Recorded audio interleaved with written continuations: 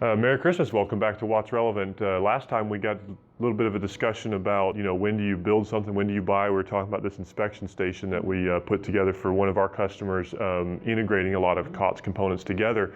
We just want to take a second to talk about, hey, it's great to buy stuff. Absolutely. When you have the opportunity to do so and the constraints allow you to. Save you time and sanity. Absolutely, except what do you have to do to actually get all of these pieces that came off the shelf together into a cohesive product that actually is usable to the end customer? In this case, in a production floor environment, they don't have room for hot glue and tag wires. You got to be able to bring all that stuff together. So what are some of the challenges? It also doesn't look good too. Well, that's important. But what are some of the challenges that we got to take into account to bring these pieces together? Absolutely, absolutely. So many times we can say, yeah, I can buy that, I don't have to build it, that's great and that's wonderful. But when you get into it and you find out, well, okay, so I'm putting together something and I'm using some off-the-shelf software or an off-the-shelf piece of hardware. It says, okay, this is standards compliant. It works with this database or it works with this communication protocol. Well, yeah, it may work with that standard. It may even do what they say it does, but that doesn't necessarily mean that I have something that's fully standards compliant, right? Absolutely. One thing we talked about was like if you got the stuff off the shelf, it helps solve some problems for you. It brings that stuff to you, but you got to really understand the limitations of the product. And sometimes what that means is that you got to spend some time with it. And sometimes the sales guys don't know all the limitations of the product. You have to kind of dig into it. You got to kind of look at it and be aware, be familiar with your tools, know what those are, and also plan in your development integration time that you're going to encounter something that the sales guys didn't tell you about. And you've got to be able to work with that problem and still bring a solution to the customer in the end. Exactly, and whether you build it or they build it, all designs have limitations, but you need to know what those limitations are. And because there's a published quick start guide or something like that, doesn't mean that that's going to tell the whole story.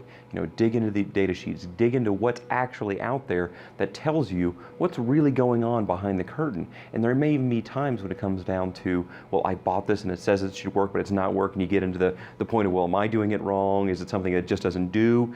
And you may have to go, well, pick up the phone, escalate it, say, okay, the sales guy didn't know, but does the sales engineer, does the guy 2 or 3 levels above him know what the answer is? And that's really a lot of what we'll end up doing in an integration project, is running something to the absolute limits of what is it capable of and figuring out, well, where's the dividing line, where's the trade-off, right? Sure, and you've got to do that as well as, actually solve all the support infrastructure that goes along with it. In this case, we're using a laser sensor to make the measurement. That was the core of what made this particular product possible, but we still had to come up with ways to, move the item to be measured. We had to come up with ways to move the moving parts so that they weren't in the way. So there was mechanical components that had to be designed and built, that there was electrical wiring. We had to make sure we had the right power supplies, the right fuses. We then operator interfaces. There's a lot of pieces that go into that, even though it was, this motor driver with this actuators and these motors and these switches, and you still got to bring it all together in the end. Sure, and it doesn't always mean that because you're doing something entirely custom that you need to steer away from the standards and what exists. You don't have to reinvent the wheel every time. Even when it comes to mechanicals, just because you're not putting something together that meets something with an exact standard and you say, well, you know what, that's not going to work out, I can't buy that, I need to build it, you still may be able to fall back on the standards that exist for either mechanical or electrical or electronics or software type design paradigms. If I'm building something, I may be able to say, well, you know what, someone's come up with a good way to hang something or mount something. Maybe they've done it through PXI or VISA or other things that exist out there, right? Yeah, you can definitely leverage those standards wherever possible, because again, that keeps you having to design something. Even if you're building something custom, you might say, hey, let's integrate this into a DIN rail mount. Let's just go ahead and take that, or a PXI route. Let's just go ahead and use those same mechanical form factors and make use of those things. Even if I'm not making use of a product, I can still make use of the standard. Sure, and when it comes down to building, that's a keyword, building, right? Anything electronic requires some sort of mechanical counterpart to go with it, and there are constraints that go along with that. You have to understand, well, what am I doing when I buy something off the shelf? Well, it's going to be dealing with those constraints as well, whether it's, heat or space or, whatever other things that go along with that. Yep, power draw, all those types of things. You got to make sure that you have all that supported. Can I even assemble and build the thing when I'm done?